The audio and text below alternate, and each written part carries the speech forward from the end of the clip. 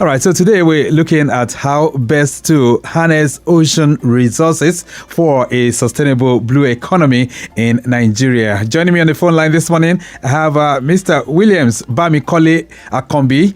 He is Director, International Ocean Institute, and he's joining me right here in Lagos. Mr. Akombi Williams, good morning. It's nice to have you on the program.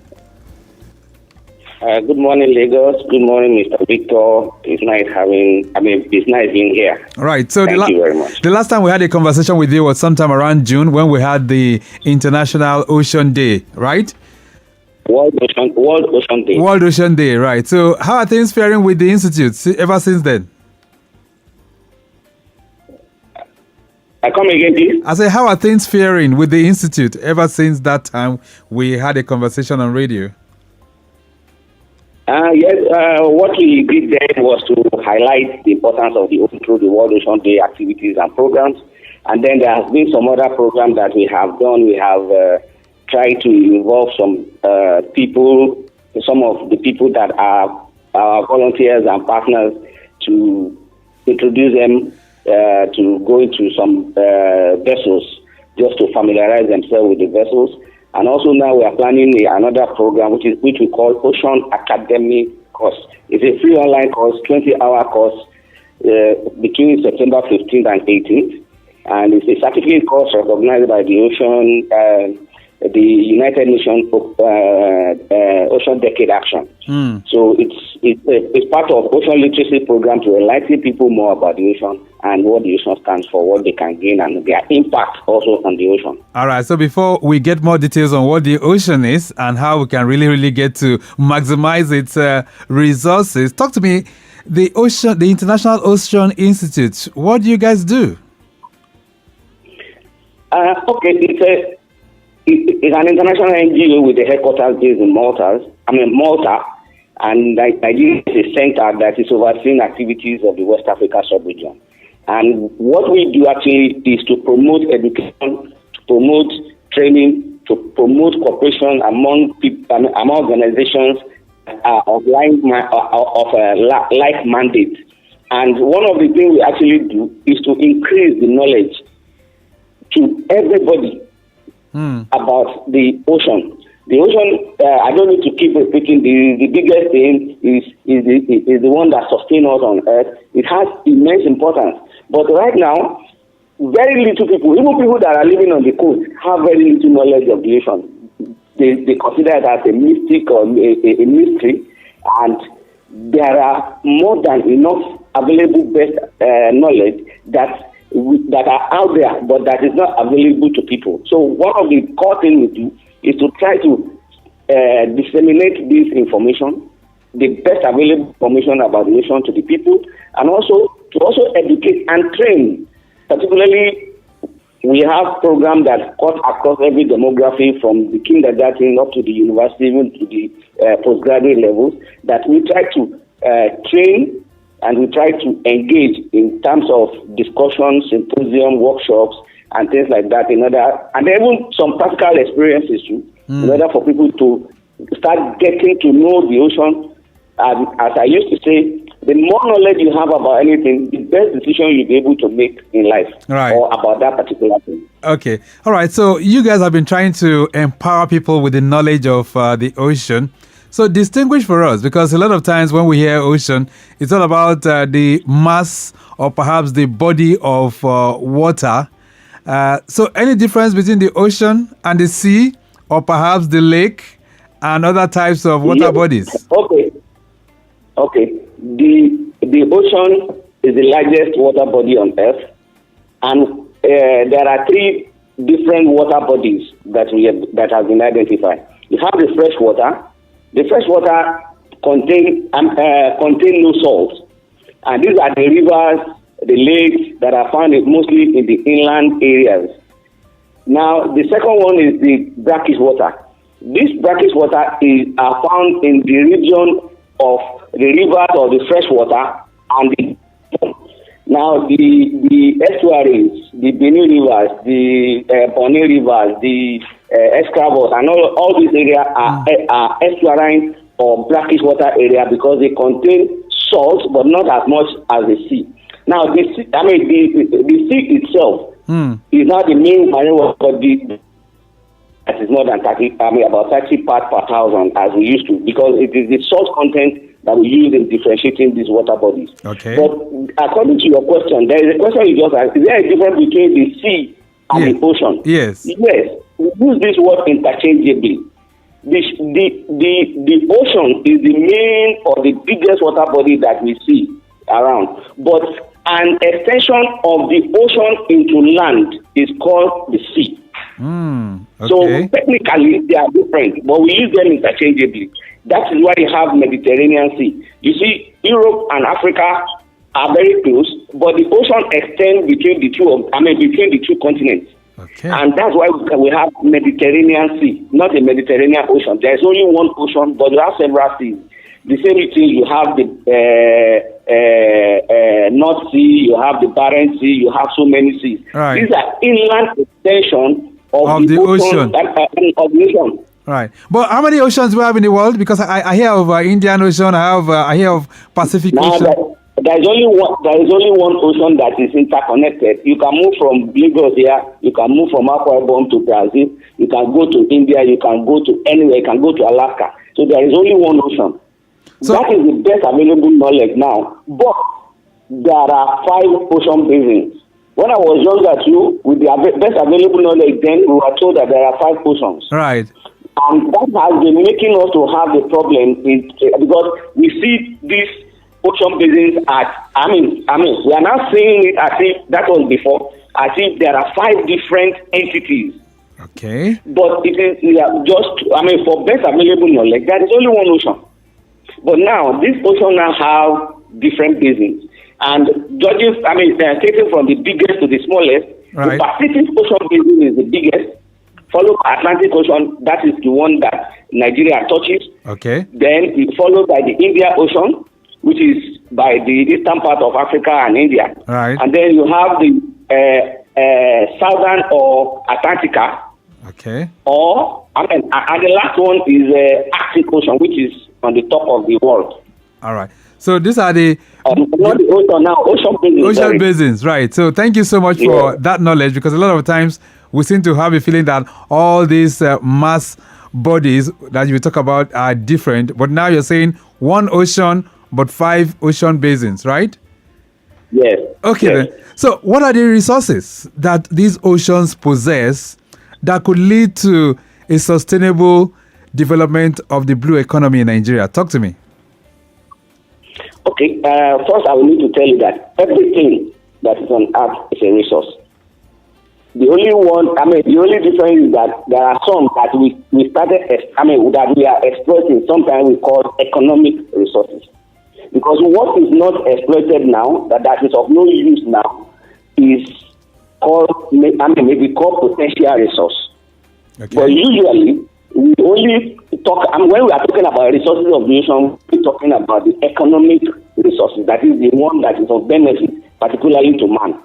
Now, as a result of this concept of going for what I need and leaving the rest and not minding the rest, we start affecting the entire resource, and that is the main ocean as a body.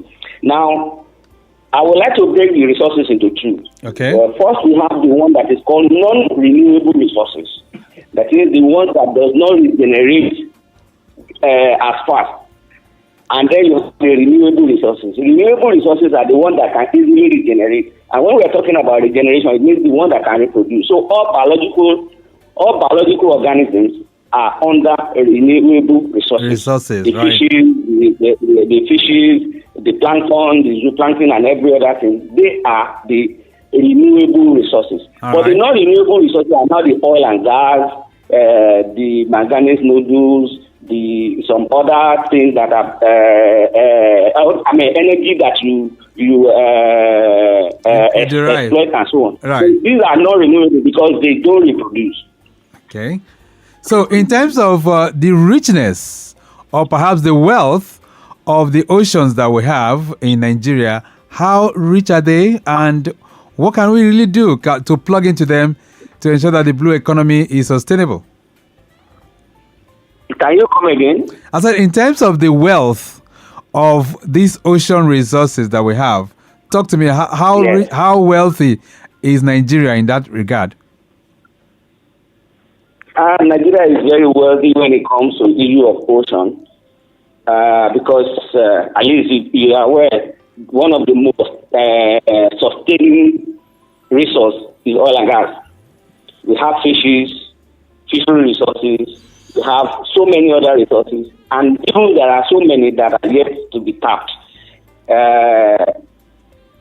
Nigeria extends to up to 220 nautical miles now, based on the new addition that we have. Okay. And we have about 853 kilometer long coastline. So within this region, there are so many things that are out there that need to be exploited.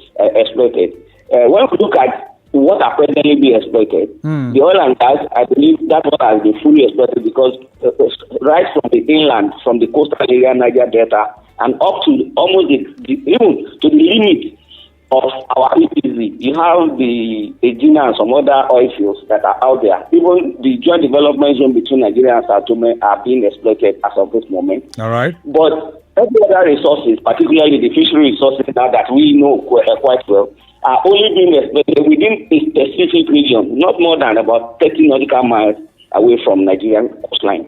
And that is the one that we know that is being heavily exploited. Okay. But beyond this point, we have some other renewable resources that are there that have been proven even by research availability that are there to even sustain industry. But as of this moment, I would consider it as untapped. We have tuna resources. Then we have some other deep water fishing resources that are yet not tapped. So the Nigerian nation is very wealthy if we start we start exploiting these resources. Right. But with a caveat that I know this may delve into your next question, is that there must be sustainability in exploitation. And that is the very, very big word now that we need to really Yes. look at. How can we make it? Yes. How can we make it sustainable? How can we make it sustainable? Well, when you start a business or something, you may actually not know the consequences of what you are doing. But with time, you start knowing that what you are doing is either favorably it may be favorably affecting you, but may be affecting other things. So the same thing has happened. Now, about sustainability. Most of the economic activities that are going on in the world of today, because they have been going on for a period of time, there have been several methods and several things that are now in place in order to checkmate or to reduce because we have more knowledge about it. When you talk about oil exploitation, there are consequences that have happened, and there are mitigation measures or some other measures in order to make it more environmental friendly and not affecting other things. When you go to Ogoni, when in the earlier part of oil exploration in Nigeria, oil is just being exploited, the environment is being impacted and so on. But we now know that is now a problem. And now we have a restorative method that even government has even bought into, and they have bought into the Ogoni cleanup project.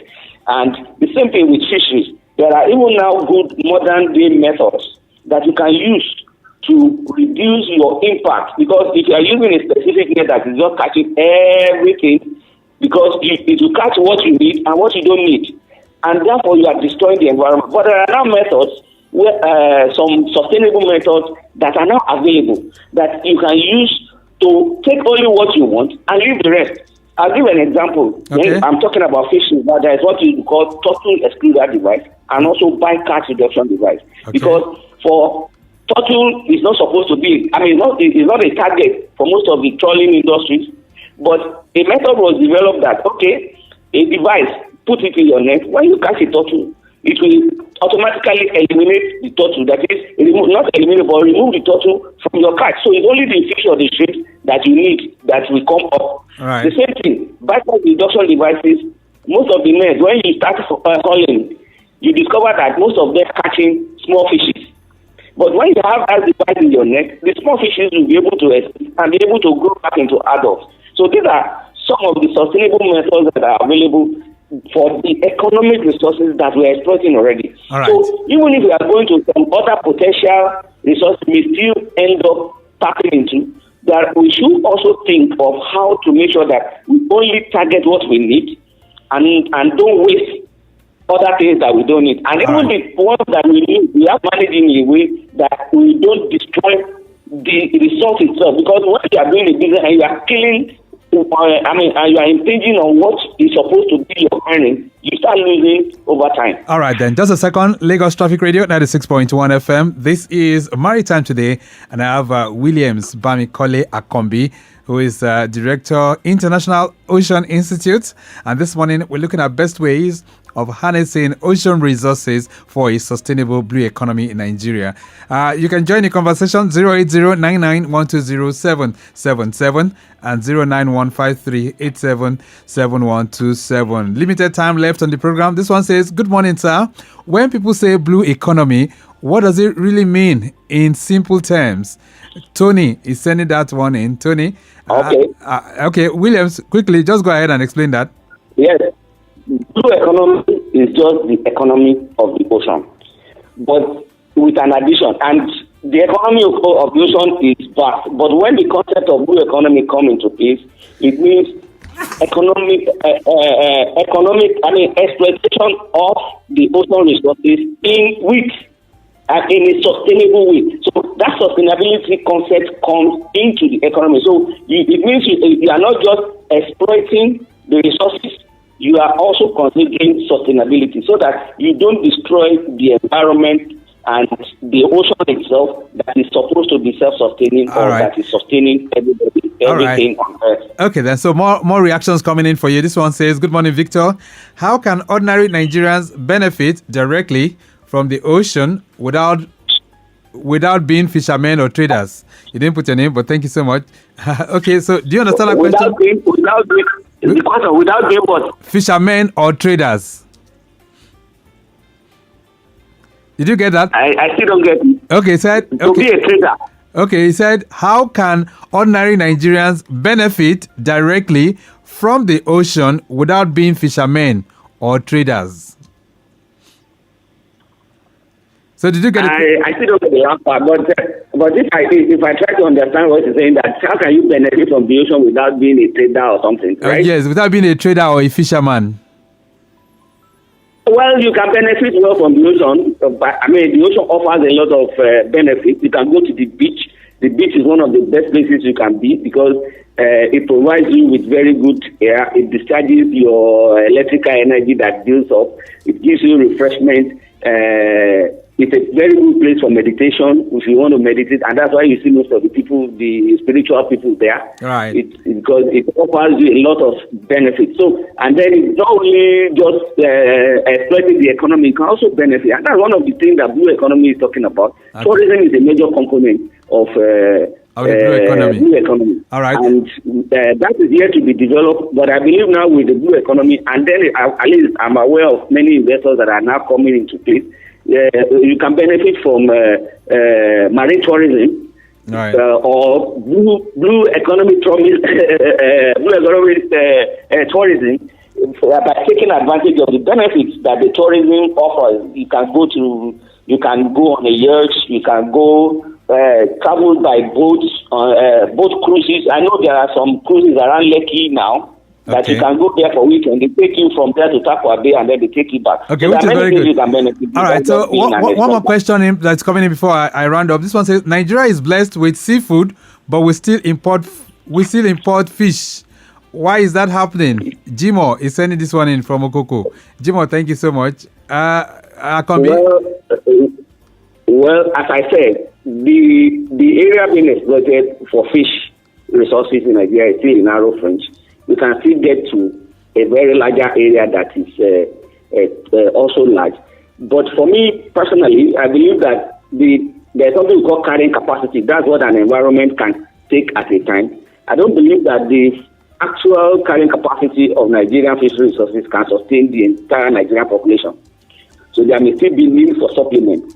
But we need to reduce the importation by expanding into other areas and other aspects of fisheries, which is aquaculture. Because you don't need to go far. You can farm in your house. You can farm on the ocean itself. So extending the quantity of fishes that we are going to get. So I don't believe that if we are just going to capture fishes, we are just going there to be catching. Right. The carrying capacity may not be able to sustain us, okay, but you can still extend it to aquaculture. Right. And we may still need importation to supplement, but not that we can just ban importation. All right, let's begin to round this all off right now, Mr. Akombi. So what's your message, even as we round off the program? How can really appreciate and learn more to know more about the ocean resources that we have?